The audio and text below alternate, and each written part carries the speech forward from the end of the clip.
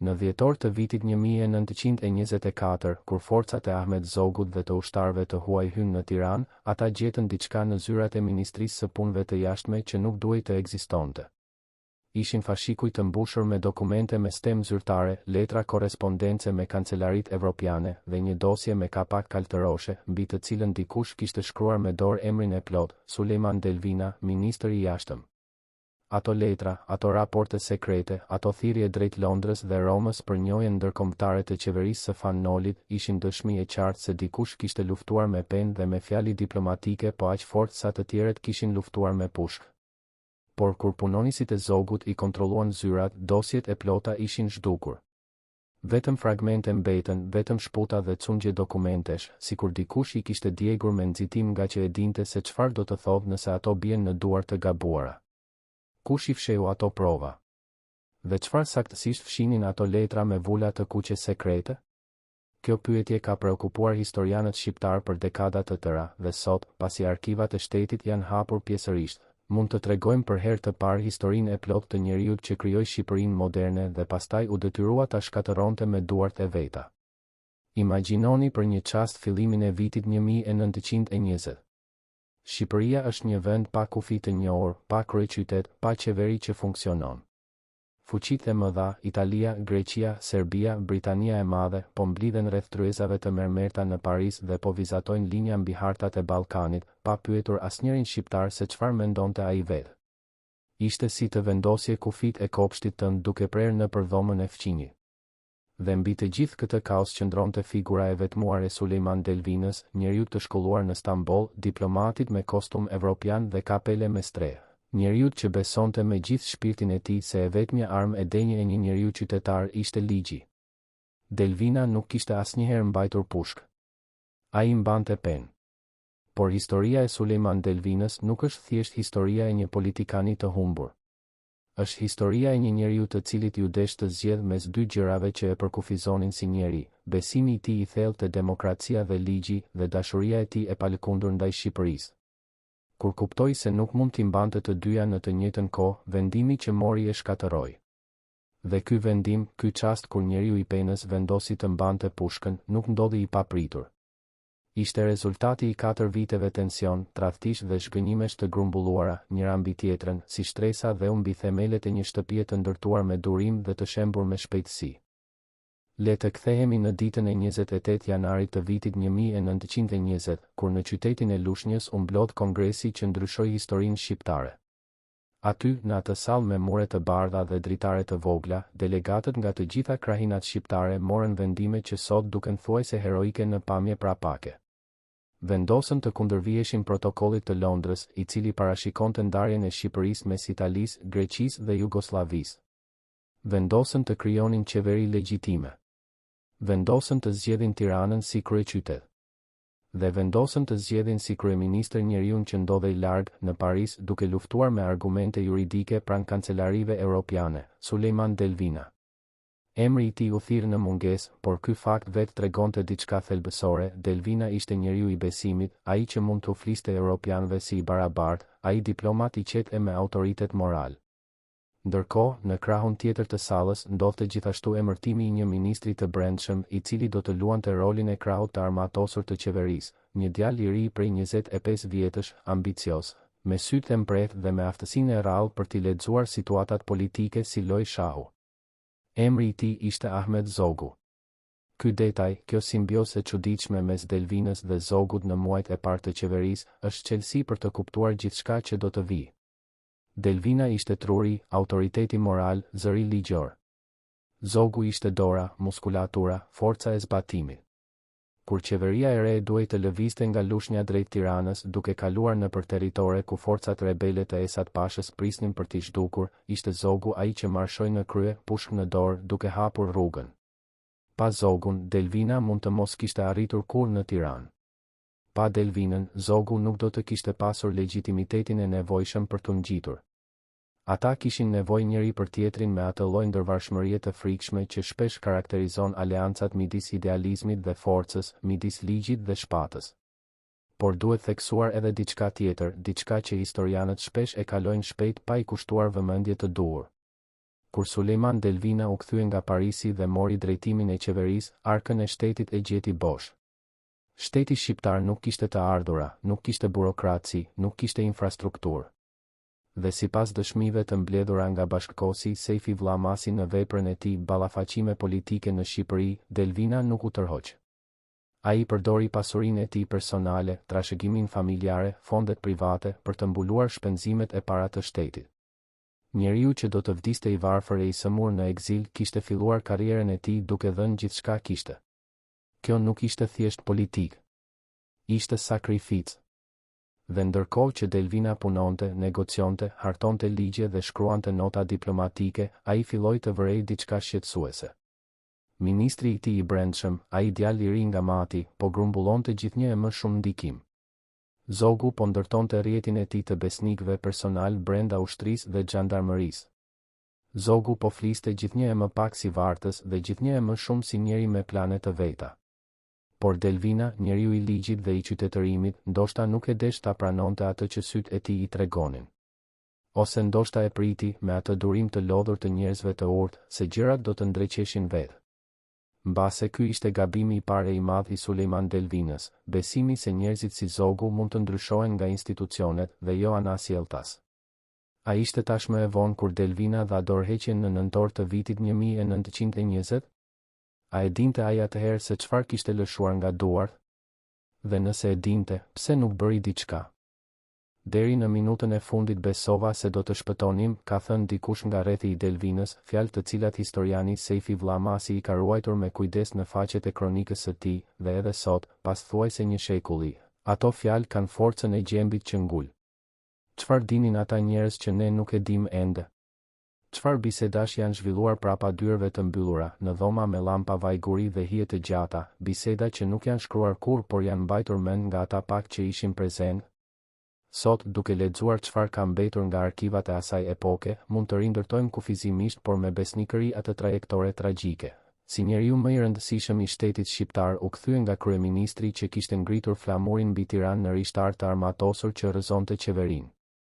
Vitet 1921 deri në 1924 janë ndoshta periudha më pak e studiuar dhe më dramatike e historisë moderne shqiptare. Ishin vite kur shteti i ri, ai organizëm i brish dhe i papjekur që Kongresi i Lushnjës e kishte nxjerrë në jetë me kaq mund dhe kaq entuziazëm, filloi të deformohej nga brenda. Qeveria ndërrohej pothuajse çdo muaj. Parlamentarët bliheshin dhe shiteshin.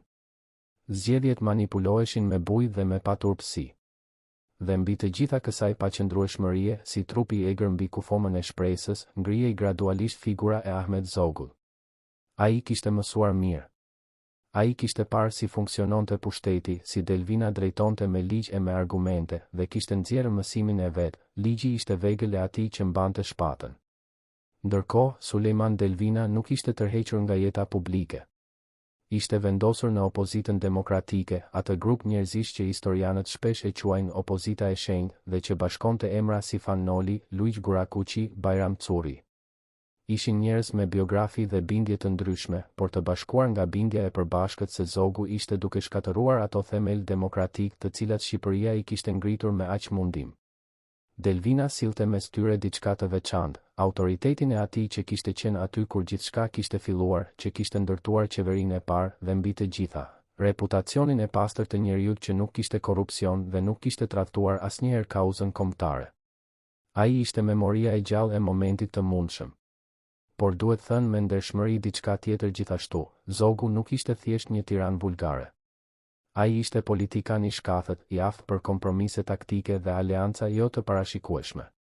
Disa historian, si Bernd Fischer në veprën e tij mbi Zogun, argumentojnë se qeveria e Zogut dhe e shefqet Vërlacit dhe Elias Vrionit kishte legjitimitetin parlamentar, se kishte dalë nga votat, ma qoftë dhe të manipuluara. Kjo perspektiv, pa e ndarë dhe pa e mbrojtur, tregon kompleksitetin e situatës. Delvina dhe Noli nuk luftonin kundër një uzurpatori të pastër juridik.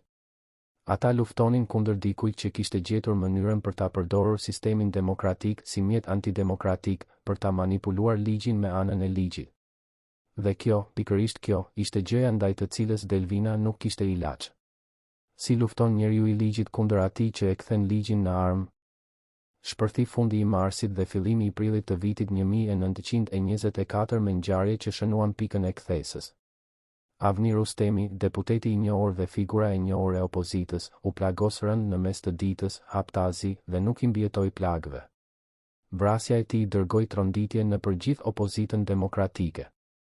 Deputetët e opozitës u hoqën nga asambleja duke e shpallur institucionin të kapur dhe të paftë për drejtësi. Delvina, njeriu i ligjit, njeriu i parlamentarizmit, erdhi në konkluzionin e dhimbshëm: institucioni që ai kishte besuar gjatë gjithë jetës kishte ndaluar së funksionuari. Nuk kishte tribunal që do të gjykonte vrasjen e Rustemit. Nuk kishte vot parlamenti që do të mund të ndalonte zogun. Kishte vetëm njëra rrugë e mbetur. Imagjinoni çfarë do të thotë ky vendim për një njeri si Delvina.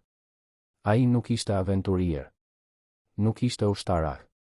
Ishte burri me kostum dhe kravat, me dosjen nën sqetull dhe pena në xhep. Kishte kaluar dekada duke mësuar si funksionojnë institucionet, si shkruhen traktatet, si negociohen aleancat. Dhe tani duhej të thoshte, me zë dhe me nënshkrim, se të gjitha ato mënyra nuk funksiononin më. Se ligji ishte i vdekur. Se mbetej vetëm arma. Ky nuk ishte moment heroizmi të lehtë. Ishte çasti i dëshpërimit të thellë, i lodhjes shpirtërore, i atij lloj dhimbje të heshtur që nuk mund të shprehet me fjalë, por e gjen njeriu vetëm natën, kur heshtja e dhomës është shumë e madhe. Edhe detajet financiare të asaj periudhe hedhin dritë mbi karakterin e tij. Ndërkohë që zogu po ndërtonte pozicionin e tij të fuqisë, me burime të fshehta dhe me para të origjinës së dyshimit, me pasuri të grumbulluara nëpërmjet pozicioneve shtetërore, Delvina vijonte të jetonte me thjeshtësinë e njeriut që kishte dhuruar gjithçka kishte për shtetin. Kontrasti nuk mund të ishte më i qartë: njeri i cili kishte financuar arkabosh të shtetit nga xhepat e tij personal, tani e shihte si ish vartësi i tij lulëzonte mbi pasurinë e shtetit siç lulëzon krimbi mbi pemën e kalbur. Dhe ai, Delvina, mbetej me dinitet të varfër dhe me ndërgjegje të pastër, të cilat nuk ushqejnë asnjë burr dhe nuk rezistojnë asnjë ushtar. Qershori i vitit 1924 erdhi si shpërthim i akumuluar i gjithë asaj tension. Kryengritja nisi. Forcat e Bajram Currit marshuan. Zogu, pas se situata ishte bërë e pakontrollueshme dhe bëri zgjedhjen e njeriut pragmatist, u largua, aratiset në Jugosllavi. Tirana ndërroi duart pa shumë gjak të derdhur dhe kjo lehtësi relative e ndërrimit u duk si shenjë e mbështetjes popullore ndaj kryengritjes. Delvina hyri në qeverinë e re të Fan-Nolit si ministër i jashtëm, post i rëndësishëm dhe i natyrshëm për njeriu me përvojën e tij diplomatike. Ai mori sërish dosjet, sërish penën, sërish çelësat e zyrës së ministrisë. Por shumë i zhurmës dhe lumturisë fillestare, ai njeri i moshuar dhe i lodhur nuk mund t'i kishte shpëtuar shenjave paralajmëruese. Qeveria e Nolit ishte e brishtë. Aleatët ndërkombëtar nuk ishin gjetur me siguri. Serbia po merrte frym pas kufirit me nervozizëm dhe me llogaritje. Dhe zogu, ai njeri elastik dhe i papërmbajtshëm, nuk kishte thënë ende fjalën e fundit. Si mund të ndodhte që kryengritja demokratike fitoi luftën por humbi luftën e vërtetë? Dhe kush e kishte parashikuar atë? 35 ditë para se zogu të kthehej me ushtrinë jugoslave dhe me forcat bielogardiste ruse, në zyrat e Ministrisë së Jashtme ndodhi diçka e çuditshme. Sipas fragmenteve të dokumenteve që historianët kanë gjetur me vite pune, vjen prova se dikush kishte vlerësuar me saktësi të frikshme scenarin e rikthimit të zogut. Ishte vleftësim i ndërtuar me argumente diplomatike, duke analizuar lëvizjet e Beogradit dhe qëndrimin e Romës ndaj qeverisë së re. Ai dokument, ai raport me kapak kaltëroshe, kishte qenë njoftim i hershëm, thirrje alarmi, lutje për veprim. Por veprimet e nevojshme nuk u morën. Kush ishte personi që e shkroi? Çfarë saktësisht propozonte? Dhe pse rekomandimi nuk u zbatua? Kur ushtarët e zogut hynë në dhjetor, ai dokument ndodhej mes atyre fashikullave që u dogjën. Por copa e kuptimit shpëtuan dhe sot ato copza mund të rindërtojmë. Qeveria e Fan-Nolit, ajo qeveri e kryengritjes demokratike e vitit 1924, ka mbetur në historinë shqiptare si njëra nga tragjeditë më të mëdha të leadershipit idealist. Noli ishte zë i madh, orator shndritës, intelekt i rrallë. Por administrimi i shtetit kërkon virtyte të tjera, durim burokratik, aftësi kompromisi, njohuri për të organizuar realitetin e thjesht administrativ ditë pas dite. Noli nuk i kishte këto virtyte. Ai mendonte si poet, si profet, si revolucionar dhe jo si administrator. Dhe kur qeveria e tij filloi të tregonte dobësitë e administrimit, armiqtë e saj ndaluan duke e parë si rrezik dhe filluan ta shohin si mundësi. Delvina, si ministër i jashtëm, kishte parë gjithçka me atë qartësi të ftohtë dhe të dhimbshme të njeriut me përvojë. Kishte shkruar nota drejt Londrës, kishte dërguar emisar drejt Romës, kishte bërë gjithçka dijej.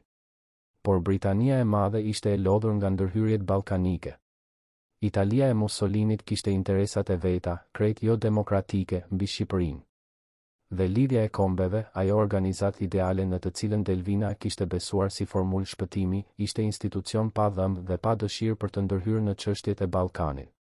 Delvina dërgonte letra dhe letra shkuan, por asnjë general nuk marshoi, asnjë marin nuk ankoroi, asnjë diplomat i fuqishëm nuk doli hapur në mbështetje të qeverisë demokratike shqiptare. Ndërkohë, Zogu punonte. Ai ishte në Beograd duke negociuar, duke premtuar, duke dhënë koncesione të territorit dhe sovranitetit për ndihmën ushtarake që kishte nevojë. Ishte pragmatist i pamëshirshëm dhe kishte diçka pothuajse admiruese në mënyrën se si ai reduktoi problemin kompleks të rivendosjes së pushtetit në ekuacion të thjeshtë. Çfarë ofron Serbia, çfarë ofrojnë rusët emigrant bielogardistë, dhe çfarë mund të jap unë në këmbim? Ndërkohë që Delvina shkruante nota diplomatike me argumente juridike dhe morale, Zogu shkruante kontrata, premtime territoresh, kontrata personale me udhëheqës ushtarak. Ishte lufta e penës kundër shpatës dhe shpata, si gjithmonë, fitoi. 24 dhjetori i vitit 1924. Forcat e Zogut kaluan kufirin. Ushtarët jugoslav marshuan. Njësitë e ushtarëve bielogardist rus, ata veteran të luftërave civile ruse që kishin luftuar kundër bolshevikëve dhe tani shisnin armët e tyre të sërishme për cilindoj që paguante, avancuan drejt Tiranës. Qeveria e Nolit u shpërb si mjegulla e mëngjesit kur bie dielli i dhjetorit, shpejt dhe pa ngrohtësi. Ministrat u larguan nxitimthi, kushto nëpër rrugën e vet drejt porteve dhe kufive. Delvina, ai burr i moshës 60 vjeçare me kostum evropian dhe kapele me stre, duhej të kalonte det dhe kufi për të mbërritur në Itali.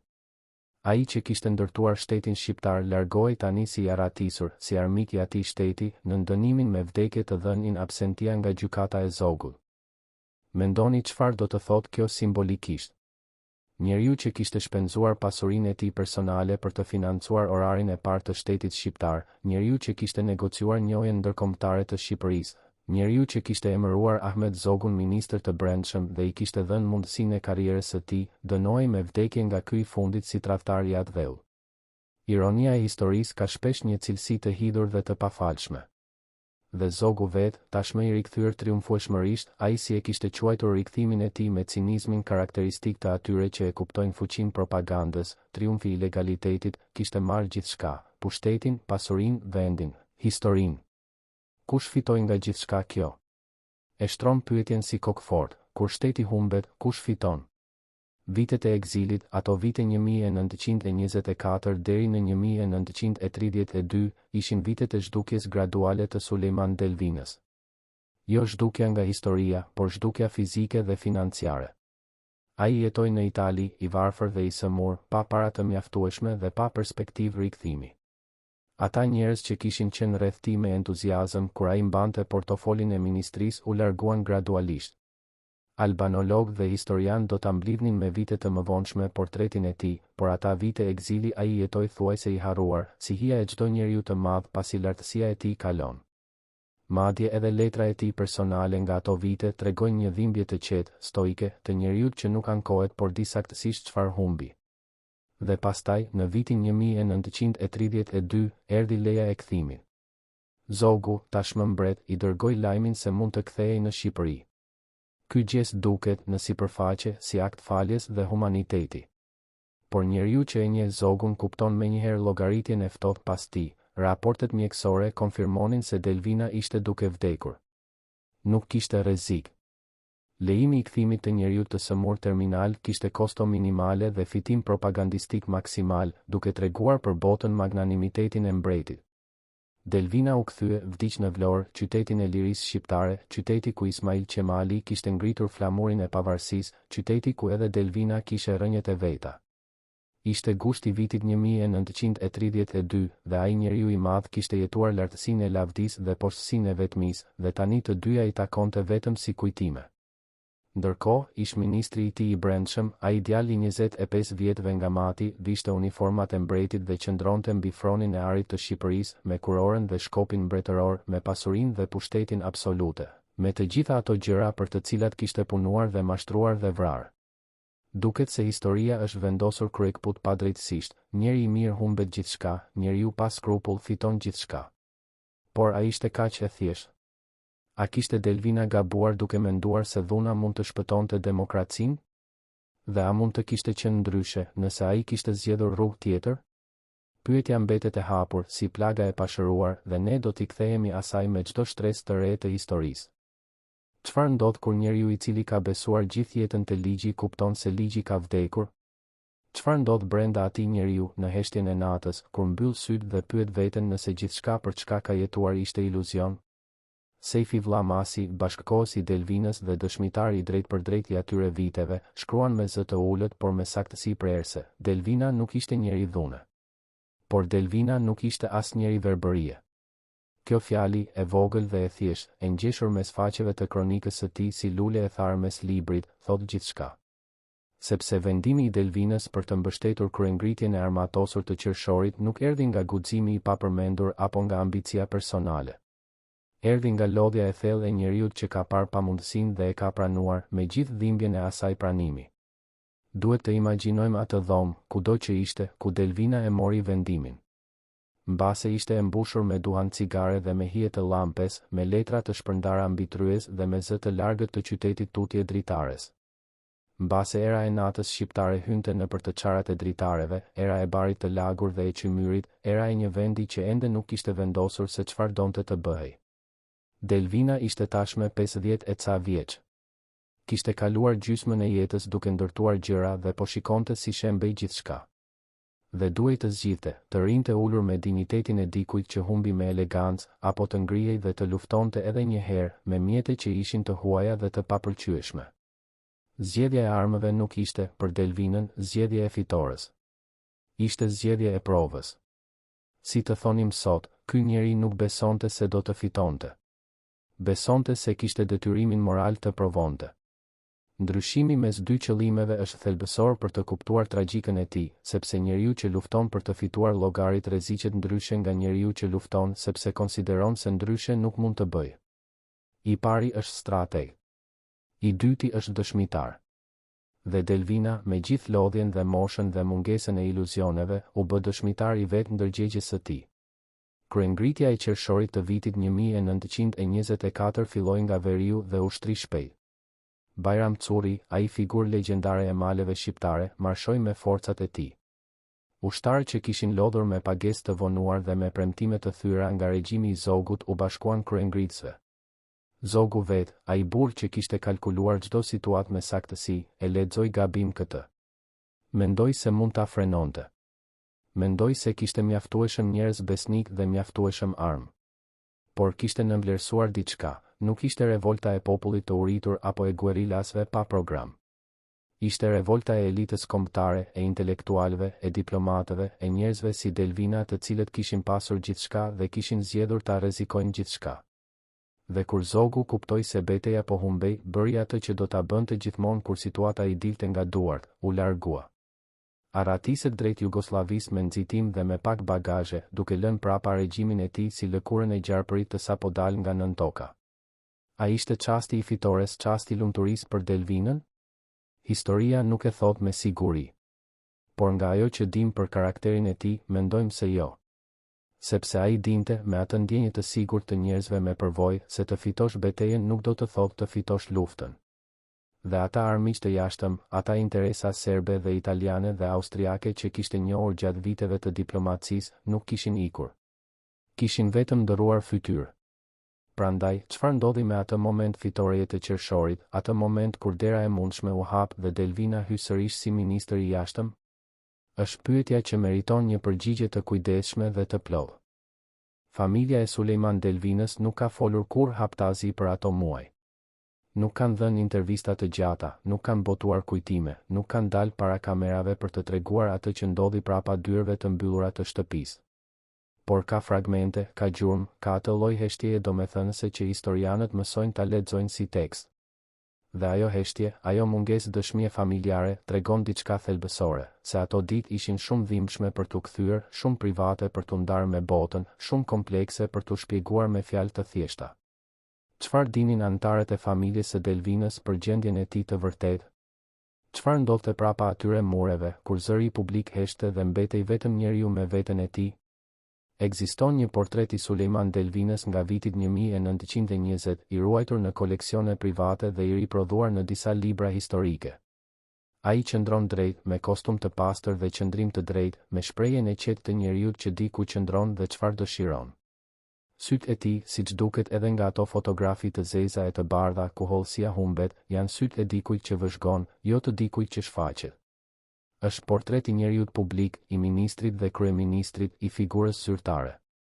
Por prapa asaj figure zyrtare kishte një njeri me shtëpi dhe me familje, me shqetësime jo vetëm shtetërore por edhe njerëzore, dhe ai njeri jeton vetëm nëpërmjet gjurmëve të holla që ka lënë pas.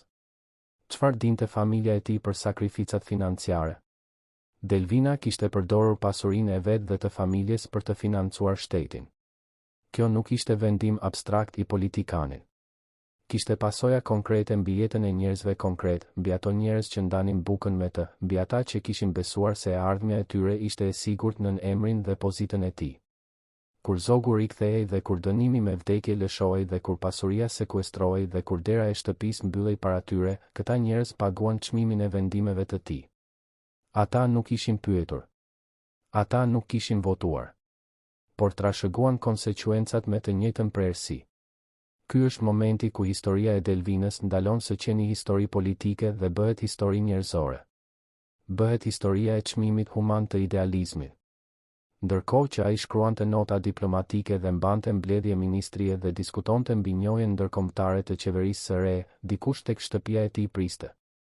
Ndoshta grinde me nxitim darkën dhe dëgjonte hapat e vonuar dhe pyeste me zë të ulët si kishte shkuar dita.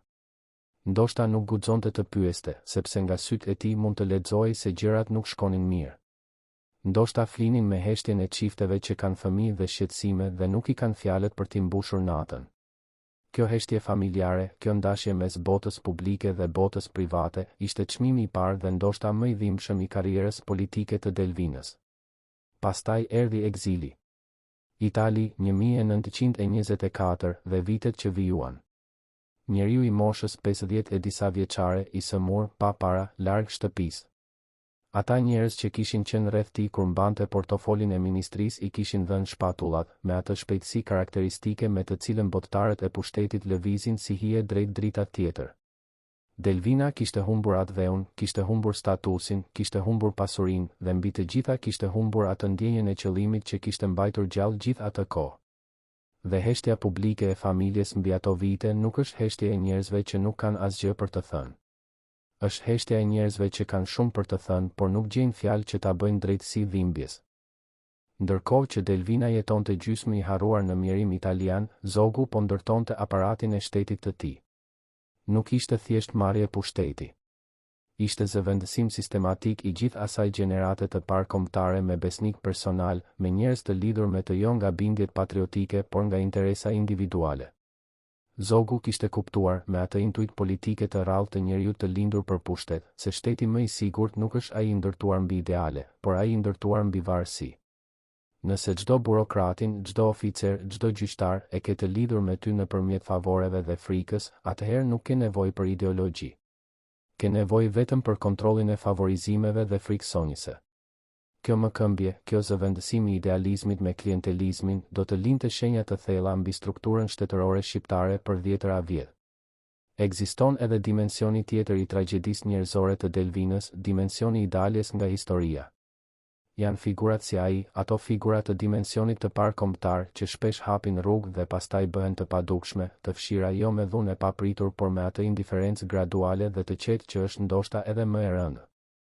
Vitet 1924 e tutje, ndërkohë që zogu dominonte skenën shqiptare dhe ndërkombëtare, emri i Delvinës përmendet gjithnjë më rrallë në dokumentet zyrtare.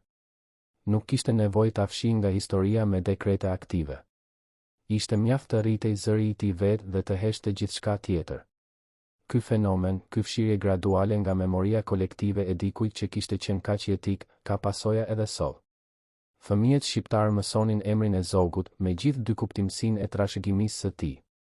Por Delvinën, atë njeri që kishte vendosur themelet e shtetit, e dinin pak.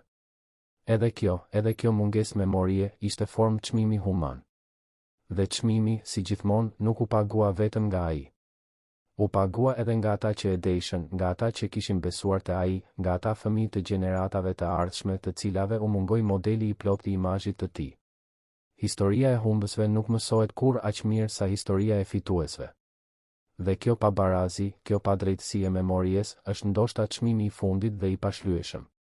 Po flasim për njeriun e kostumit dhe penës, por po flasim edhe për njeriun që kishte ngrohtësinë e brisqeve dhe që kishte familje dhe ëndëra dhe frika të zakonshme njerëzore. A e meritonin ato ëndëra, ai kapital human dhe ai dinjitet personal, të digjen si letra të panevojshme në zjarrin e politikës? Kush i kishte dhënë shtetit të drejtën të konsumonte gjithçka kishte Delvina, pa i lënë asgjë? Ka 67 ditë pas kthimit të Zogut, kur sytë e Delvinës në ekzil filluan të shihnin modele në çdo lajm që mbërrinte nga Tirana, kush u emërua, kush u shkarkua, kush u gjykua. Gjurmonte me atë lodhjen e njeriu të moshuar dhe të sëmur, por sytë e tij, ata sytë të mpreth të diplomatit, lexonin rregullsinë e frikshme prapa ndryshimeve të shpejta. Çdo emërim i ri zëvendësonte dik nga gjenerate e tij. Çdo gjykim i ri godiste dik me biografi kombëtare. Çdo dekret i ri ngushtonte hapësirën e mundshme të një rikthimi. Delvina kishte filluar të kuptoj, thuajse me saktësi matematike, se kjo nuk ishte thjesht revansh politik. Ishte ndërtimi i arkitekturës së pushtetit absolut, e ndërtuar me kujdes nga njeriu që kishte qenë ministri i tij. Dhe ai, Delvina, kishte qenë i pari i gjeneratës së parë kombëtare. Kjo e bënte jo veçanërisht rrezikshëm për Zogun, por veçanërisht të padëshiruar. Rreziku i tij nuk ishte ushtarak. Ishte moral. Ekzistenca e tij kujtonte se kishte qenë kohë tjetër, model tjetër, mënyrë tjetër për të drejtuar shtetin. Paranoja është fjalë e madhe dhe shpesh e keq përdorur. Por ajo që Delvina përjetoi gjatë viteve të ekzilit nuk ishte paranoide, sepse frika e tij kishte bazë reale, ishte dënuar me vdekje. Ky dënim, edhe pse praktikisht i pa ekzekutueshëm në tokën italiane, mbetej si hije mbi çdo ditë. Nënkuptonte se kthimi pa leje zyrtare do të ishte vetvrasje politike. Nënkuptonte se çdo kontakt me Shqipërinë kalonte nëpërmjet filtrit të frikës. Nënkuptonte se çdo letër e dërguar apo e marrë mund të ishte kontrolluar, çdo takim i regjistruar, çdo fjalë e raportuar. Kjo nuk ishte imagjinatë e sëmur. Ishte rrjedhoja e natyrshme e dënimit me vdekje. Por ka diçka edhe më të rëndë se frika fizike, edhe më degraduese se izolimi gjeografik. Është procesi gradual i të parit si imazhi që ke pasur për veten tënde bie cop. Delvina kishte qenë gjithmonë njeriu që e dinte kë ishte. Kryeministri. Ministri i jashtëm. Patrioti. Idealist me kompas moral të qartë. Por vitet e ekzilit e vunë përpara pyetjes nxehtë dhe pa mëshirë, kishte bërë mirë? A kishte drejtuar drejt? A ishte mbështetja e kryengritjes vendimi drejt, me parim dhe me vizion, apo kishte qenë e vetmja zgjedhje e mbetur pasi rrugët e tjera ishin mbyllur? Dhe nëse kishte qenë e drejt, pse kishte dështuar? Pse rruga e drejt çoi në dënim me vdekje dhe në ekzil dhe në varfëri? Këto pyetje nuk kanë përgjigje të lehta, dhe njeriu i mençur dhe i moshuar nuk kënaq veten me shpjegime simplifike. Delvina kishte qenë, gjatë gjithë karrierës, njeri i nuancave. Kishte kuptuar politikën si kompleksitet, jo si luftë e mirë kundër keq. Dhe kjo mençuri e bënte vuajtjen e tij edhe më të thellë, jo më të lehtë. Sepse njeriu i nuancave nuk mund të ngushëllohet dot me imazhin heroik të vetvetes. Ai sheh edhe gabimet e veta, edhe vendimet e diskutueshme, edhe momentet kur mund të kishte vepruar ndryshe. Gjatë viteve 1926 dhe 1927, kur nga Shqipëria mbërrinin lajmet e konsolidimit të regjimit zoguist, kur dëgjohej se ish kolegë ishin burgosur ose larguar ose kishin heshtur, Delvina nisi të ndryshonte edhe fizikisht. Sëmundja e tij, ajo sëmundje e rëndë e cila do ta çonte drejt fundit pas pak vjetësh, ndoshta kishte filluar atëherë ose kishte përshpejtuar. Ka lidhje të padokumentuara por të njohura për mjekësinë popullore mes trishtimit të thellë dhe shëndetit fizik, mes dëshpërimit dhe mbrojtjes imunitare të trupit. Njeriu i cili humbet kuptimin nuk ka nga ku të gjejë forcën fizike. Dhe Delvina po humbiste gjithçka njëkohësisht, shëndetin, paratë, kontaktet, shpresat. Por edhe në atë gjendje, edhe me gjithë peshën e atyre humbjeve, nuk heshti plotësisht. Ka dëshmi të korespondencës me figurat të tjera të ekzilit shqiptar, me Fan Nolin dhe me të tjerë, ku mbrojti bindjet e tij me të njëjtën qartësi argumentative të viteve të mira.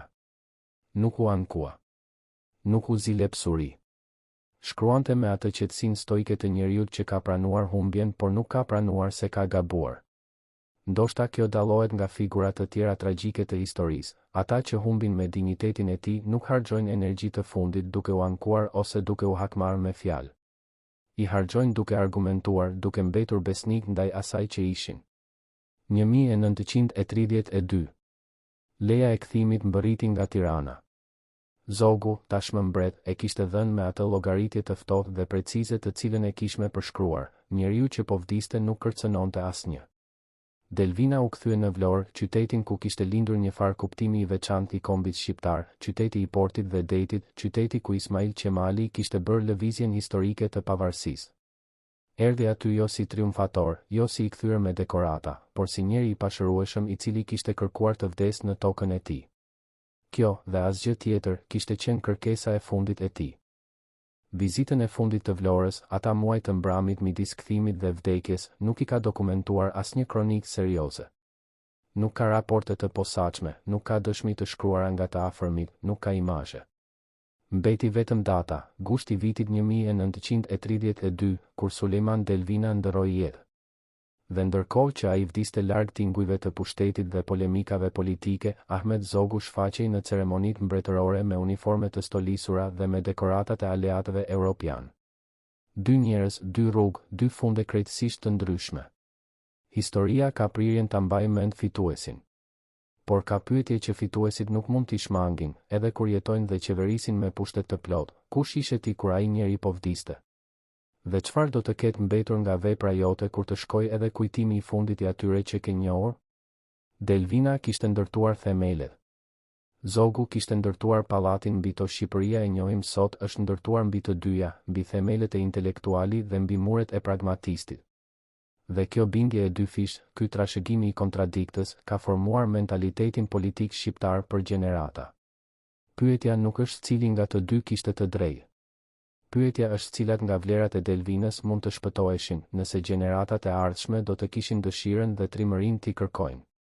A kemi ne sot, me historinë e plot të hapur para nesh, guximin të nxjerrim mësimin e duhur nga jeta e Sulejman Delvinës, se idealizmi pa strategji është sakrificë e kotë dhe se shteti i ndërtuar me parime, pa forcën e ruajtjes së tyre, nuk mbijetot, apo do të vazhdojmë të admirojmë fituesit dhe të harrojmë ata që ndërtuan themelet? Unë lexova me kujdes shenjuesit e shkrimtarëve 1 dhe 2. Ja çfarë kam përdorur. Imagjinoni se jeni një nga ata 22 njerëz. 22 vet, jo më shumë, jo më pak, kjo ishte numri i atyre që e dinin gjithçka. Çdo sekret shëndetësor të Sulejman Delvinës, çdo plan të mundshëm largimi nëse situata do të kthehej e rrezikshme, çdo linjë komunikimi sekrete me diplomatët europian, çdo emër të atyre që mund të ndihmoheshin ose të tradhtoheshin në orën e fundit. Ata 22 njerëz, ministrat, sekretarët e lartë, oficerët besnik të qeverisë së Nolit, formuan pa e ditur vetë atë rreth të brendshëm që historianët shqiptar do ta quanin më vonë rreth i dijes së plotë. Dhe pikërisht ky rreth, kjo intimitet njohjeje e të fshetave shtetërore, e bëri çdo antar të tij objektiv primar kur Zogu u rikthye. Sepse ai që di gjithçka është i rrezikshëm edhe kur nuk bën asgjë. Vetë ekzistenca e tij është dëshmi. Por tani imagjinoni diçka edhe më të rëndë, disa nga ata 22 e kuptuan se kishte ardhur momenti i zgjedhjes midis besnikërisë dhe mbijetesës. Dhe zgjedhjet që bën atë dhjetor të vitit 1924, në heshtjen e urgjencës dhe frikës, ndryshuan kursin e historisë shqiptare në mënyra të cilat ende nuk i kemi shpalosur plotësisht. Rrjeti i brendshëm i qeverisë së qershorit nuk ishte thjesht strukturë administrative. Ishte organizëm i gjallë i besimit, i ndërtuar me shpejtësinë e asaj 6 muajshe të shkurtër të qeverisjes, në të cilën njerëzit e afroheshin dhe i tregoheshin njëri tjetrit gjëra që nuk do t'i kishin thënë kurrë në kushte normale. Kriza krijon intimitet të shpejtë dhe detyrimisht të cekët, por intimitet një lloj real për ata që e jetojnë. Dhe mes atyre 22 vetave, kishte në ndarje të pashpjegueshme por të perceptueshme, ata që besonin se qeveria mund të mbahej me negociata ndërkombëtare, dhe ata që e dinin tashmë se koha kishte mbaruar. Delvina bënte pjesë të dytët. Jo sepse kishte kapitulluar, por sepse sytë e tij, ata sy të lodhur e të mbredh njëkohësisht, lexonin lajmet me saktësinë e dikujt që ka kaluar dekada duke matur hapësirën midis asaj që thuhet zyrtarisht dhe asaj që ndodh realisht. Kur forcat e para të zogut filluan të marshojnë nga veriu, reagimet brenda atij rrethi të brendshëm u ndan si uji i ndar nga guri. Disa kërkuan rezistencë. Disa kërkuan negociata. Disa, ata që historianët nuk i kanë identifikuar ende me emra, por listat e emërimeve të para të regjimit zoguist i sugjerojnë fort, hodhën rrugën e kontaktit të paautorizuar me palën tjetër. Ata kanë mbetur pa emër. Historiani e lexon gjurmën e tyre jo në dëshminë direkte por në efektet, si ushtria u shpërb pa qëndresë serioze, si disa pozicione ushtarake u lëshuan shumë shpejt, si rrugicat e tërheqjes ishin ngushtuar misterioshëm.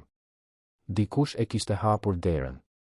Pikërisht kjo pyetje e derës së hapur, ka mbetur e papërgjigjur nga historiografia shqiptare. Dhe Delvina, si e lexoi ai atë shpërbërje? Ka dëshmi indirekte, ka gjurmë fragmentare. Sejfi Vllamasi, ai kronikist i pasvendësueshëm i epokës, shkruan me atë rezervën e qytetarit të informuar mirë, por të kujdesshëm ndaj dëshmisë direkte, kishte nga ata që ishin larguar para kohe, kishte zbrastësi në pozicione kyçe kur nevoja ishte më e madhe, kishte heshtje ku duhej të kishte zë. Vllamasi nuk akuzon me emra, por ai përshkruan një atmosferë të shpërbërjes, të asaj ndarjes graduale të trupit kolektiv nga vetja e tij, dhe kjo përshkrim tingëllon si diagnozë mjekësore e sëmundjes fatale politike. Kur anëtarët e organizmit fillojnë të punojnë kundër njëri tjetrit, organizmi nuk vdes nga goditja e jashtme. Vdes nga brenda. Çfarë i shiton historianit sot është modeli, sa herë në historinë moderne shqiptare ka ndodhur e njëjta sekuencë? Ngrihet qeveria me entuziazëm dhe ideal, grumbullohet rreth saj rrethi i besnikëve, dhe pastaj, pikërisht kur presioni nga jashtë bëhet i padurueshëm, rrethit i hapet çarje nga brenda. Si të ishte strukturë e trashëguar, si të ishte mësim i papërdorur, sepse historia e atyre që dështuan nuk mësohet kurrë aq mirë sa duhet. Delvina e kishte parë modelin.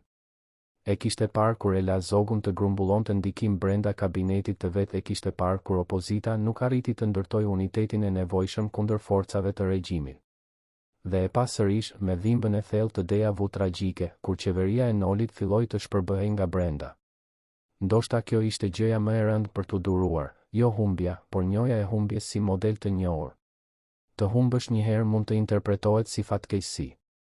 Të shohësh modelin e humbjes të përsëritej si ligj është diçka krejt tjetër. Është kuptim. Apo pyesni veten cilët ishin ata njerëz që zgjodhen të hapnin derën? Apo pyesni se sa vendime individuale, marrë nga frika ose nga llogaritja e interesit personal, shkatëruan qeverinë e parë demokratike të Shqipërisë? Dhe nëse ata emra do të bëhen ndonjëherë publike, çfarë do të ndryshonte? Çfarë ndodhte kur Sulejman Delvina kaloi natë pa gjumë? Mjeku i tij personal nuk ka lënë shënime të plota. Nuk ka diagnozë të shkruar me vulë zyrtare nga vitet e qeverisjes. Nuk ka ditar mjekësor, nuk ka recetë me datë dhe emër sëmundjeje, nuk ka asnjë dokumentacion klinik që të tregojë me saktësi çfarë i bënte trupit 10 vjet pushtet dhe 6 vjet ekzil. Por ka gjurmë të tjera, gjurmë jo të qëllimshme, por të padiskutueshme. Ka modelin e shtimit gradual të mungesave nga mbledhjet e kabinetit gjatë muajve të fundit të qeverisjes. Ka dëshminë e kolegëve se gjatë tetorit dhe nëntorit të vitit 1924, Delvina fliste me zë të ulët dhe lëvizte me ngadalë. Ka ndryshimin e dukshëm midis fotografisë zyrtare të vitit 1920 dhe të rrallës pamje të tij nga vitet e ekzilit, ndryshim që sytë e zakonshëm lexojnë si moshë, por sytë e informuar lexojnë si diçka tjetër. Trupat e njerëzit ruajnë kujtesën e vuajtjes me saktësi që fjalët nuk e kanë. 4 vjet lidershipit të shtetit shqiptar e kishin plakur Delvinën më shumë se 10 vjet jetë normale. Kjo nuk është metaforë. Është fakt biologjik i njohur. Stresi kronik i leadershipit në kushte krize, presioni i vazhdueshëm i vendimeve me pasoja fatale, izolimi emocional i njeriut të lartë i cili nuk mund t'i tregoj frikërat e veta me kënd, të gjitha këto lënë shenja fizike të qarta. Flokët zbardhin me shpejtësi të papritur. Linja e shpatullave ndryshohet, njerëzit e fuqishëm fillojnë t'i mbartin shpatullat si të kishin peshë fizike. Lëkura i humbet gjallërinë. Hapat bëhen jo të ngadalë, por të kujdesshëm, si njeriu që shkel mbi terreno jo të sigurt dhe nuk beson fare tokës. Ndoshta Delvina kishte filluar të shkonte kështu, me atë kujdes të lodhur të trupit që ka mësuar se toka nuk mban gjithmonë. Në arkivat e shtetit shqiptar ekziston fragmenti i një liste i datuar nga mesi i vitit 1924, lista me barna dhe materiale mjekësore të porositura për nevojat e kabinetit të qeverisë. Historianët e kanë konsultuar dhe janë ndalur mbi disa zëra të listës që nuk korespondojnë me sëmundje të zakonshme të klimës apo stinës. Janë barna për gjendje kronike, barna për presion të lartë, barna për gjumë të vështirë. Kjo listë, ky dokument modest administrativ, tregon diçka që asnjë ditar personal nuk e konfirmon, por gjithsesi e sugjeron fuqishëm, njerëzit që drejtuan Shqipërinë gjatë asaj kohe nuk ishin shëndetmbar.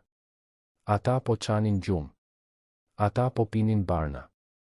Ata po mbajnë gjallë jo me energji natyrore, por me atë lloj mbijetese të shtyrë që e njohim si cikël shterimit, kur trupi vazhdon jo nga forca, por nga detyrimi ndaj detyrimeve. Nëse Delvina po kalonte atë shterim gjatë muajve të fundit të qeverisjes, atëherë çdo vendim që mori gjatë asaj periudhe duhet lexuar me shumë kujdes. Vendimi i tij për të mos u larguar herët, kur lajmet e para mbi avancimin e trupave të Zogut mbërrinin me rritje frekuence, mund të ishte edhe ai që duket, besnikëri ndaj postit dhe ndaj kolegëve. Por mund të kishte edhe thellësinë e njeriut të lodhur shumë për të ndryshuar rrugë, të njeriut që kishte ecur kaq shumë e kaq gjatë sa gjatësia e rrugës kishte bërë drejtim në vetvete, edhe kur drejtimi nuk bënte kuptim strategjik. Tani ka diçka tjetër, diçka që nuk dokumentohet por perceptohet si e vërteta nga ata historianë që e njohin mirë biologjinë e pushtetit.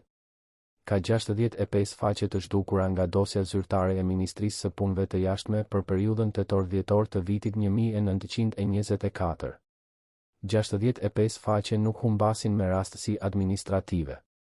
65 faqe zhduken kur dikush vendos se ato nuk duhet të ekzistojnë. Dhe vendimi për to fshirje, ai vendim i ngutshëm dhe i qëllimshëm, mund të jetë marrë nga vetë njerëzit e qeverisë, duke kuptuar se po vinin të tjerët dhe se disa korrespondencat nuk duhet të binin në duar të gabuara.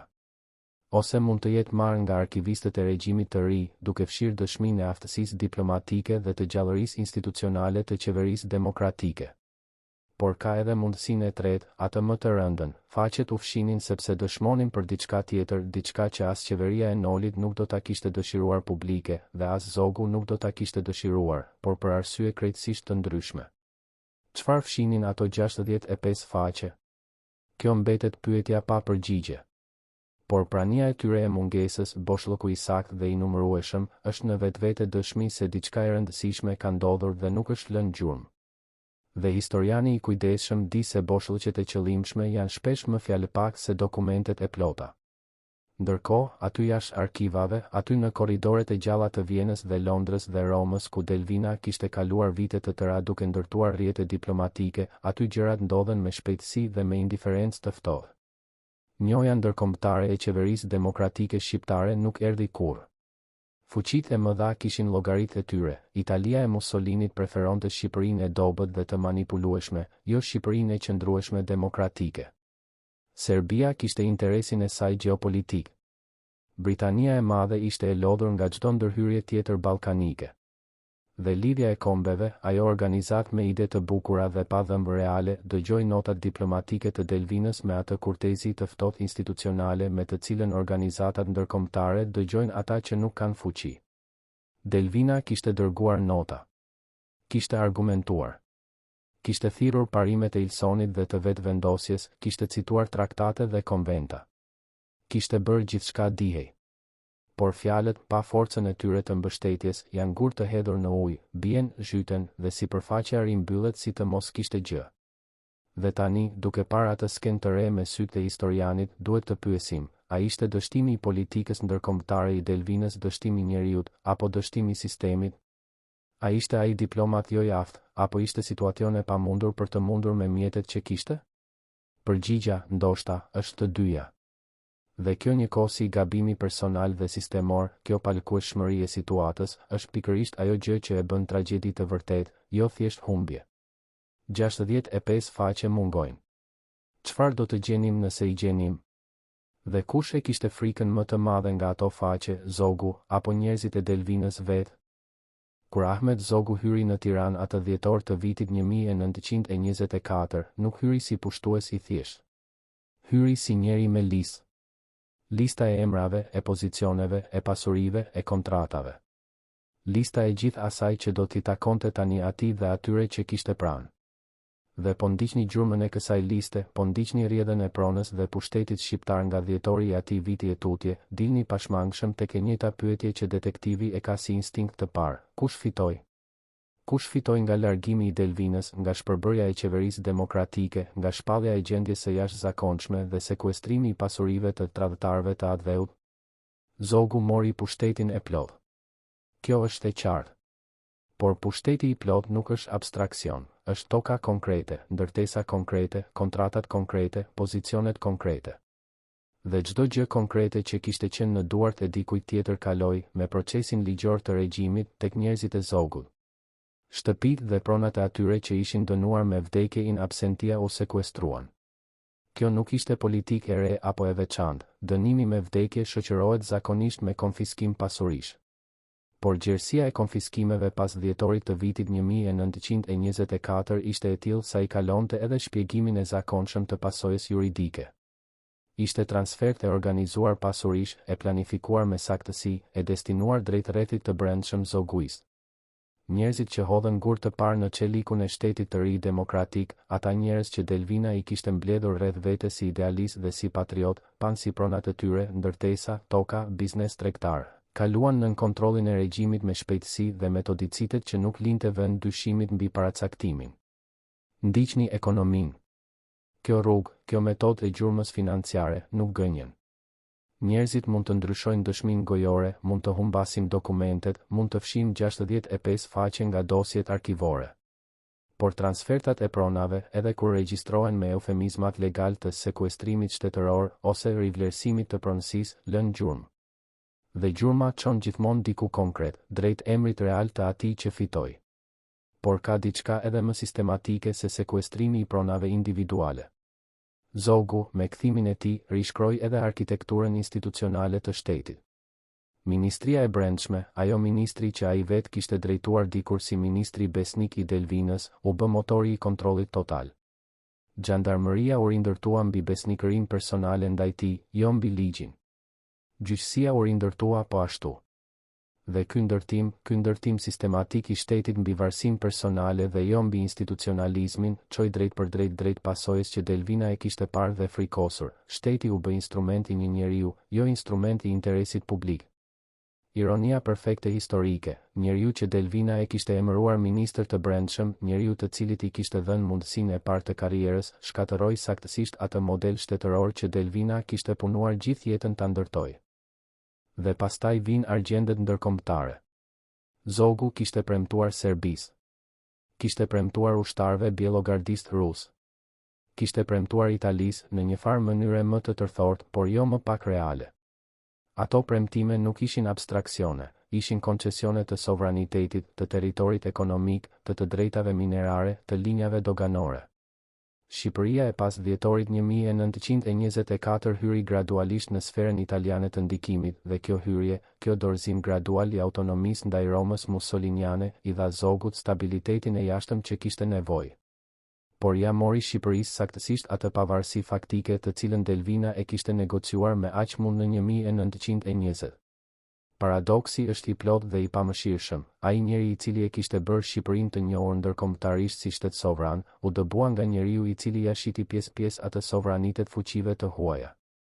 Por trashëgimia simbolike e marrë me dhunë ka cilësi të veçantë, nuk transferohet plotësisht.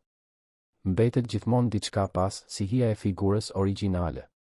Ndoshta kjo është arsyeja pse, edhe sot, kur Kongresi I Lushnjës përmendet, emri I Delvinës kthehet. Jo me pompë dhe dekorata, por me atë qetësi të detyrimshme me të cilën kthehet çdo gjë që është varrosur me padrejtësi, dhe dheu I historisë e kthen gradualisht sipër. Dhe ndërkohë që Delvina vdiste larg dhe i harruar, Zogu mbretëronte i ndritur. Ky kontrast, kjo ndarje e plotë e fateve të dy njerëzve të lidhur fort nga historia, është provokimi i fundit i historiografisë shqiptare.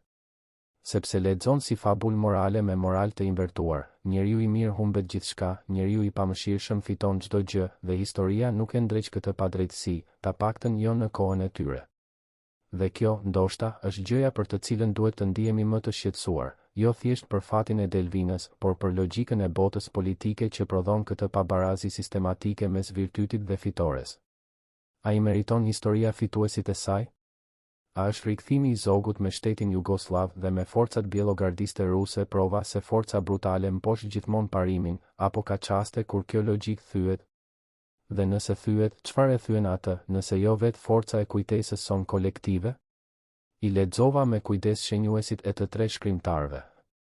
Shërbimi sekret i Ahmet Zogut mbante dosje me kod të veçantë. Jo emra, jo tituj, jo numra protokollit të zakonshëm, por kode me 2 shkronja dhe 1 shifër, sistemi konceptuar nga këshilltarët e importuar jugoslav gjatë viteve të para të konsolidimit të regjimit. Ndër ato dosje, historianët kanë gjetur referencën e një kodi të veçantë nëpërmjet kryqëzimit të dokumenteve të mbijetuara nga Arkivi Qendror i Shtetit, nëpërmjet shënimeve anësore të disa raporteve të prefekturave, nëpërmjet asaj mënyrës frustruese dhe nganjëherë magjepsëse me të cilën historia lë gjurmë të palvdëruara por të padiskutueshme. Kodi referonte personin e quajtur subjekt i rrezikshëm kategori e parë moralo-politike. Nuk kishte emër. Kishte vetëm biografi me shifra, moshën, formimin, pozicionet e mbajtura, lidhjet diplomatike dhe kolonën e fundit, kolonën e mbushur me nënshkrime të një pasnjëshme zyrtarësh, me datën e fundit konfirmimi. Subjekti ndodhej jashtë vendit. Subjekti ishte i sëmur. Subjekti nuk kishte burime financiare. Subjekti mund të kthehej. Dhe pastaj, e fundit shënimi datuar pranverë e vitit 1932, subjekti nuk përbën rrezik operacional.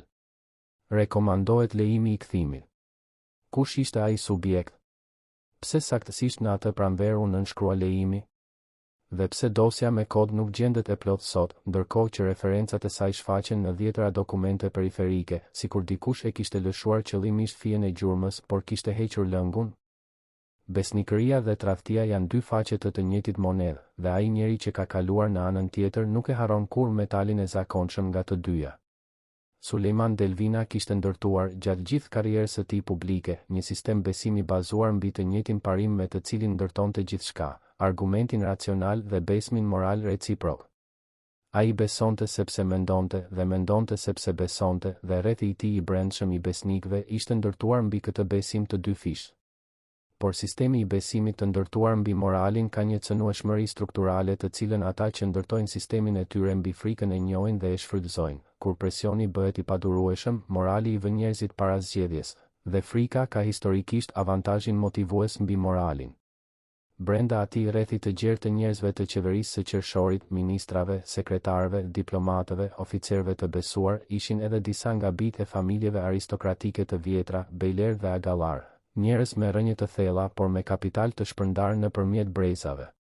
Ata kishin bashkuar me Delvinën dhe me Nolin jo thjesht nga bindja ideologjike, por sepse e kishin llogaritur interesin e tyre afatgjat. Shteti i drejtë juridikisht protekton pronën, shteti despotik e prish atë sipas kapriceve të sundimtarit.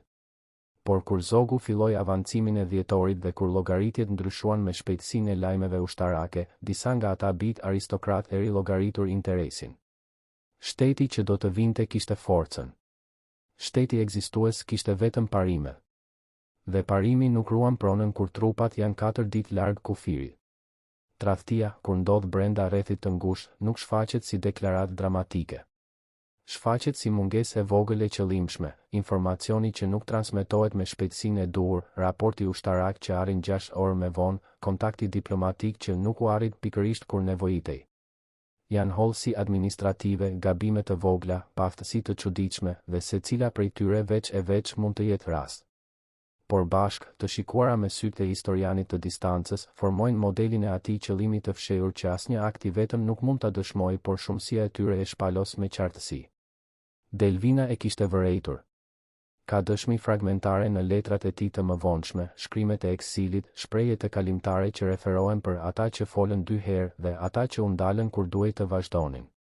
Ai nuk akuzoi me emra. Ndoshta nuk e kishte dëshminë e mjaftueshme. Ndoshta ishte shumë i lodhur për akuza. Ndoshta kishte vendosur me atë stoicizëm karakteristik të intelektualit të humbur, se historia do ta nxirrte të vërtetën vetë, me kohën dhe me metodat e veta. Por heshtja e tij ndaj tradhtisë specifike nuk është mungesë e perceptimit. Është vendim i qëllimshëm për të mos u lejuar tradhtarëve kënaqësinë e reagimit emocional. Dhe tani, pas thuajse 100 vjetësh, pyetja qëndron sigur i ngulur, cilët ishin ata njerëz konkretisht? A mbahen akoma nëpër familjet shqiptare sekretet e asaj tradhtie, të trashëguara brez pas brezi si turp i heshtur dhe i pafalur? A ka ende njerëz gjallë që dëgjuan tregimin nga gjyshërit e tyre dhe mbajnë emrat, datat, detajet e asaj zgjedhjeje të dhjetorit të vitit 1924? A do të guxojmë ndonjëherë t'i pyesim ata? Ka ekzistuar një vend fizik, një dhomë konkrete, një hapësirë e ndërtuar me destinacion të fshehur, të cilën shumë pak njerëz e kanë njohur dhe asnjë e tyre nuk ka folur plotësisht hapur deri sot. Ishte dhoma e planeve të fundit. Jo arkiv, jo zyrë ministrore, jo sallë mbledhjeje zyrtare, por ai lloj vendi specifik që regjit e rrethimit krijojnë instinktivisht, ku sendet e fundit të rëndësishme grumbullohen, ku letrat e domosdoshme klasifikohen me nxitim, ku rrugët e mundshme tërheqjeje diskutohen me zë të ulët dhe me harta të hapura mbi tryezë. Në Tiranën e nëntorit dhe dhjetorit të vitit 1924, ajo dhomë e fundit ndodhej brenda ndërtesës të Ministrisë së Punëve të Jashtme, nëpër korridore të brendshme të cilat vetëm personeli i autorizuar i njihte. Harta e asaj ndërtese, siç ka mbetur e fragmentuar sot në vizatimet arkitektonike të periudhës, tregon 2 dhoma ku qasja nuk shënohej në regjistrat e zakonshëm të lëvizjeve. 2 dhoma pa protokoll zyrtar qasje. 2 dhoma pa histori zyrtare. Kush hynte? Çfarë ndodhte atje? Dhe kush i që besuar çelësi i derës nga e cila Sulejman Delvina doli për herë të fundit si ministër i Shqipërisë? Ekzisti versioni i fundit i njeriut publik dhe pastaj ekziston njeriu real i asaj nate. Versioni publik i largimit të Delvinës nga Tirana është i njohur në terma të përgjithshëm: lëshoi postin, udhëtoi drejt porteve, kaloi kufirin, mbërriti në Itali. Kjo është sekuenca administrative e egzilit, e regjistruar nëpërmjet dokumenteve kufitare dhe nëpërmjet letërkëmbimit të mëvonshëm diplomatik. Por njeriu real i asaj nate, ajo figurë 50 e disa vjeçare me kapelen mbi kokë dhe çantën e vetmuar në dorë, duke dalë nga ndërtesa e ministrisë që kishte drejtuar dhe duke ecur nëpër rrugët e Tiranës dimëror, ky njeri nuk ka kronikist, nuk ka dëshmitar, nuk ka të lënë shënim. Ai njeri i asaj nate ka jetuar vetëm në imagjinatën e atyre që e kanë njohur dhe e kanë dashur, dhe imagjinata nuk vlen si burim historik, por vlen si dimension njerëzor i padiskutueshëm. Çfarë mendoi Sulejman Delvina kur doli nga dera e fundit?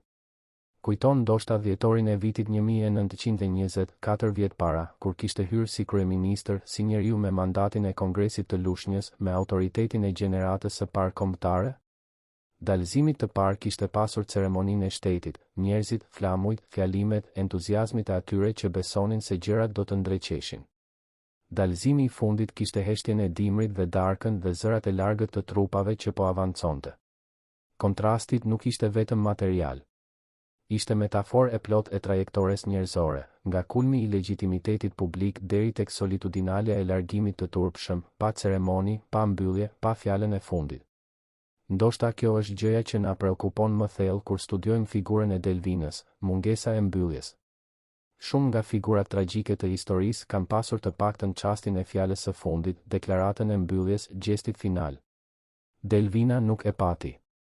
Largimi i tij nga Tirana ndodhi me nxitim dhe me heshtje, si largimi i dikujt që nuk ka kohë të shpjegojë dhe e di se shpjegimi nuk do të ndryshonte asgjë.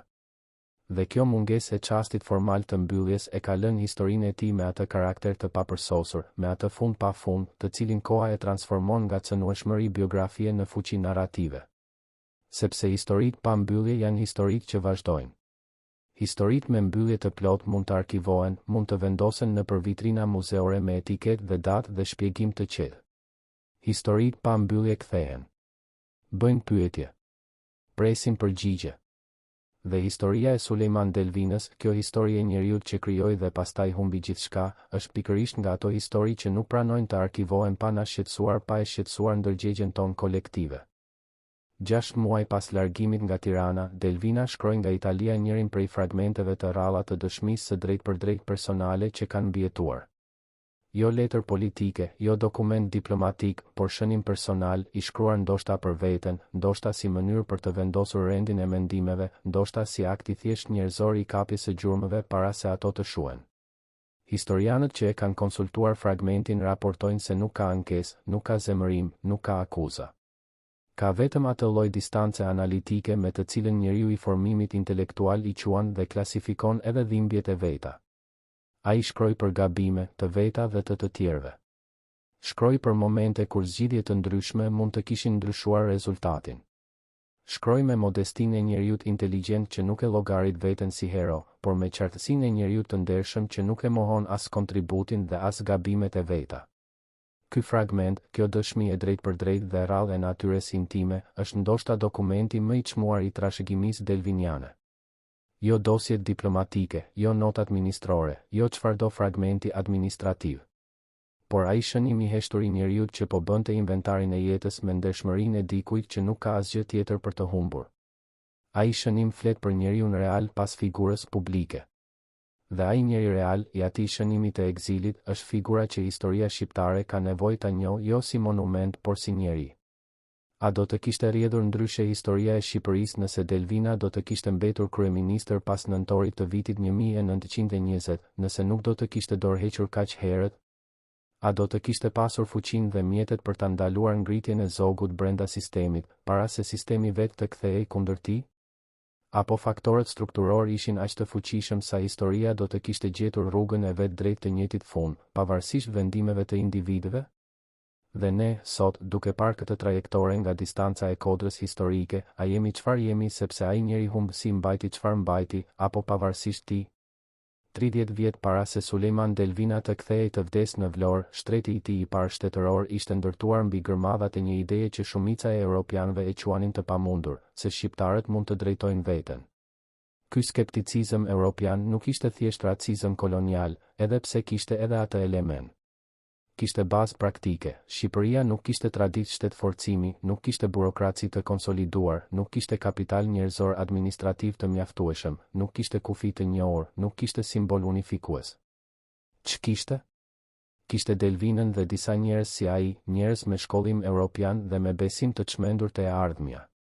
Ky kombinim, kjo besim i papjekur praktikisht por i thellë ideologjikisht, ndërtoi shtetin. Dhe pastaj i njëjti sistem që Delvina kishte ndërtuar u kthye dhe e preu, me dorën e dikujt që ai vetë e kishte futur brenda sistemit. Kthimi i Delvinës në Vlorë në ato muajt e fundit të vitit 1932 ishte kthimi i figurës te Origjina, por jo triumfi i Origjinës, ishte shuarja e qetë, pa dram, pa spektakël, pa prezencën e atyre që dikur kishin rrethuar me entuziazëm figurën e tij. Qyteti e priti jo si hero i kthyer, por me atë butësi të diskrete me të cilën komunitetet e vogla presin të sëmurët e tyre të rikthyer, me heshtjen e njerëzve që dinë se nuk ka çfarë thuhet dhe se prania është mjaft. Vlora kishte humbur dhe kishte vuajtur gjithashtu gjatë atyre viteve, kishte parë luftërat dhe ndryshimet dhe pasojat, dhe qyteti kishte mësuar si të jetojë me humbjet e veta. Ndoshta kjo ishte forma e fundit e dashurisë komunitare, të pranosh dik pa i kërkuar shpjegime dhe pa i premtuar ringjallje. Ka gjurmë të vogla nga ata muaj të fundit dhe ato gjurmë janë shpesh indirekte, regjistri i qytetit, referencat e rastësishme në dokumentet lokale, kujtesa gojore e familjeve vloritiane të cilat i kanë trashëguar brez pas brezi pa shumë elaborim. Nga ato gjurmë dilte portreti i njeriut të sëmur por të qetë, të dikujt që kishte arritur tek ajo pikë e maturimit njerëzor ku pranohen gjërat jo me dorëzim pasiv por me mirëkuptim aktiv. Kishte paguar çmimin, kishte humbur bataljet dhe kishte mbetur ai vetë, me mendjen e tij, me principet e tija, me aftësinë e tij për të vlerësuar dhe analizuar edhe situatat e veta të dhimbshme pa vetëmëshirë. Zogu kishte llogaritur sakt, njeriu i sëmur dhe i varfër nuk kërcënonte. Por kishte llogaritur gabim diçka tjetër, simbolin. Vet fakti i kthimit të Delvinës, vet prania e tij fizike në tokën shqiptare, edhe e sëmur dhe e heshtur, mbarte një lloj sfide morale të padukshme. Tregonte se kishte pasur njerëz të tjerë, njerëz para zogut dhe jashtë zogut, njerëz me biografi të ndryshme dhe me qëllime të ndryshme, njerëz të cilët kishin tentuar të ndërtojnë gjë tjetër. Dhe kjo kujtesë, kjo gjurmë e alternativës, nuk mund ta fshinte as regjistrari shtetëror dhe as arkivisti i urdhëruar. Gushti i vitit 1932. Data e saktë mbetet e konfirmuar në regjistrat e qytetit të Vlorës. Sulejman Delvina, ish kryeministri i Shqipërisë, ish ministri i jashtëm i qeverisë demokratike të Qershorit, fondatori i themelëve institucionale të shtetit modern shqiptar, ndroi jetë. Ai kishte jetuar 66 vjet dhe nga ata 66, 10 i kishte shpenzuar duke ndërtuar shtetin dhe 14 i kishte shpenzuar duke u rikthyer, duke luftuar, duke humbur, duke mbijetuar ekzilin dhe duke vdekur larg kurorës dhe afër dheu. Ishte vdekja e burrit të thjeshtë, e njeriut pa pushtet dhe pa faqe protokollare, dhe pikërisht kjo thjeshtësi e vdekjes, ky kontrast me madhështinë e karrierës, ka ngritur mbi të jetën e dytë, jetën e kujtesës, të cilën vdekjet ceremoniale shpesh nuk e fitojnë. Ndërkohë, atë gusht, Ahmet Zogu qeveriste Shqipërinë si mbreti shqiptarëve, me tërë aparatin shtetëror nën kontrollin e tij, me aleancat ndërkombëtare të konsoliduara, me kurorat dhe uniformat dhe ceremonitë. Nuk ka dokument që të dëshmojnë nëse Zogu mori lajmin e vdekjes së Delvinës dhe si reagoi.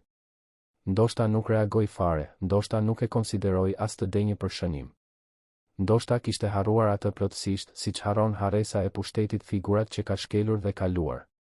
Ndoshta kishte ndonjë çast të vogël soditjeje, ndonjë sekond kur emri i atij njeriu të vjetër i kujtoi gjithçka kishte qenë para se ai vetë të bëhej gjithçka. Por nëse ai çast ekzistoi, nuk la gjurmë. Historia ka rrjedhur. Dhe midis atij gushtit të vitit 1932 dhe momentit kur ti po dëgjon këtë tregim, kanë ndodhur shumë gjëra, luftë tjetër dhe pushtim tjetër dhe regjim tjetër dhe çlirim tjetër dhe kthim tjetër, cikël pas cikli. Por emri i Sulejman Delvinës ka qëndruar i vogël dhe i heshtur në përfaqet e historisë shqiptare, duke pritur të lexohet plotësisht, duke pritur pyetjen e duhur, duke pritur dikë që do të guxonte ta pyeste. Çfarë do të kishte qenë Shqipëria nëse ky njeri nuk do të kishte humbur? Dhe pyetja mbetet e hapur, si dera e asaj dhome sekrete të ministrisë, e mbyllur por e pahapur, me çelësin e zhdukur dhe me historinë e saj ende të papërfyer plotësisht. Çfarë bëhet me familjet e njerëzve që humbin historikisht? Jo familjet e heronjve me monument dhe emra rrugësh, por familjet e atyre që kanë ndërtuar dhe janë shembur, familjet e humbësve të dinjitetit të pavdekur por fatorëve real shumë tepër njerëzor. Familja e Sulejman Delvinës e pagoi plotësinë e çmimit. Pasuria e konfiskuar me dekretet e regjimit zoguist nuk u kthye kurrë plotësisht. Emri i tij, atyre viteve të gjata të sundimit absolut, nuk u përmend me nderim zyrtar, nuk u shpall figurë patriotike, nuk u vendos në tekstet shkollore si themeluesi i shtetit. Fëmijët dhe nipërit rriteshin me kujtesën e private të madhërisë dhe me realitetin publik të heshtjes së detyruar. Ka diçka thellësisht të papranueshme në këtë pabarazi, brezat që pasojnë liderin e ndershëm, jo vetëm që nuk trashëgojnë madhërinë, por trashëgojnë edhe pasojat e dënimit, edhe pasivitetin e sistemit që i ka klasifikuar si familje e armikut të shtetit. Kjo trashëgimi e dënimit, ky bar i ndëshkimit brezor, është aspekti më pak i diskutuar, por ndoshta më destruktivi i tradhtisë institucionale ndaj njeriut si Delvina. Bashkëpunëtorët dhe kolegët e tij patën fate të ndryshme. Fan Noli, ai orator dhe prelat i jashtëzakonshëm, emigroi drejt Shteteve të Bashkuara dhe vazhdoi me jetën e tij intelektuale e fetare deri në moshë të vonë, duke lënë pas trashëgimi letrare dhe muzikore të pasur. Bajram Curri, ai figurë ushtarake dhe politike e maleve shqiptare, mbeti brenda Shqipërisë dhe ra viktime e operacioneve të shërbimit sekret zoguist në vitet 20. Luiz Gurakuçi, edhe ai emër i rëndësishëm i opozitës demokratike, u vra nga forcat e regjimit. Historitë e tyre janë histori të ndryshme, por bashkë formojnë panoramën e një gjenerate të tërë patriotike të shkatëruar sistematikisht sepse kishte guxuar të imagjinojë Shqipërinë ndryshe. Ndërkohë, Ahmet Zogu sundoi deri në vitin 1939, kur pushtimi italian i dha fundin e mbretërisë së tij dhe mbaroi jetën në emigracion e larg. Historia nuk i shpëtoi as fituesit. Dhe Shqipëria? Shqipëria vijoi rrugën e vetë të dhimbshme nëpërmjet pushtimeve dhe regjimeve dhe ndryshimeve, nëpërmjet viteve komuniste dhe tranzicionit dhe rilindjes demokratike, nëpërmjet të gjithë asaj histori të gjatë e të komplikuar që çdo popull i vogël dhe i rrethuar e njeh mirë. themelet që Kongresi i Lushnjës kishte vënë dhe që qeveria e Delvinës kishte konsoliduar mbijetuan si ide, si parim, si pikë referimi e normative, edhe kur përbuzeshin dhe tradhtoheshin dhe kalonin nëpërmjet ndryshimeve sistematike. Sepse idetë e drejta kanë cilësinë e mbijetesës nëpërmjet shkatërimit, aftësinë për t'u rikthyer edhe kur gjithçka tjetër është djegur. Por kjo ngushëllim i historisë afatgjat nuk e çon dot prapa pasurinë e familjes së Delvinës, nuk i kthen vitet e ekzilit, nuk i jep fjalën e fundit dhe mbylljes që ai njeri nuk e pati kurrë. Ngushëllimi i historisë afatgjat është ngushëllim për ne që lexojmë nga distanca e sigurt e kohës, jo për ata që jetuan atë moment. Dhe mbetet, si do të mbetet gjithmonë, pyetja pa përgjigje të kënaqshme: kush qëndronte vërtet pas rrëzimit të qeverisë demokratike shqiptare të vitit 1924? Ishin interesat jugoslave? Ishin llogaritjet italiane mussoliniane? Ishte rrjeti i brendshëm i tradhtarëve të motivuar nga interesat personale? Apo ishte thjesht logjika e pamëshirshme e fuqisë politike, ajo logjikë që favorizon gjithmonë forcën e papërpunuar ndaj argumentit të ndershëm? Dhe dosjet me kodet e fshehta, ato fashikuj me kapak kaltëroshe që u dogjën apo u zhdukën apo mbeten ende diku nëmpluar në ndonjë arkiv provincial, a mbajnë ato ende faqet e plota të historisë, ato 65 faqe të zhdukura dhe të tjerat si ato, duke pritur dorën e historianit të guximshëm që do të guxoj t'i hap? Sulejman Delvina vdiq. Zogu vdiq. Gjenerata e tyre u largua, e tëra, me humbjet dhe fitoret dhe tradhtit dhe besnikërit dhe të gjithë atë bagazh njerëzor të pakalsifikueshëm plotësisht. Por historia shqiptare vazhdon të mbajë nën sipërfaqen e gjendjeve të ditës, shtresën e asaj periudhe të hershme formative, shtresën e viteve 20 me gjithë dhimbjen dhe potencialin e tyre të pashfrytëzuar. E vërteta e plot mbetet e varrosur. Dhe pyetja e fundit nuk është kush e vrau mundësinë demokratike shqiptare të atij brezi. Pyetja e fundit është, a kemi ne sot, me historinë e hapur para nesh dhe me arkivat e aksesueshme, vullnetin dhe guximin të nxjerrim të gjithë të vërtetën, jo vetëm atë që na ngushëllon, por edhe atë që na shqetëson? Dhe nëse jo, çfarë thot kjo heshtje e re për ne?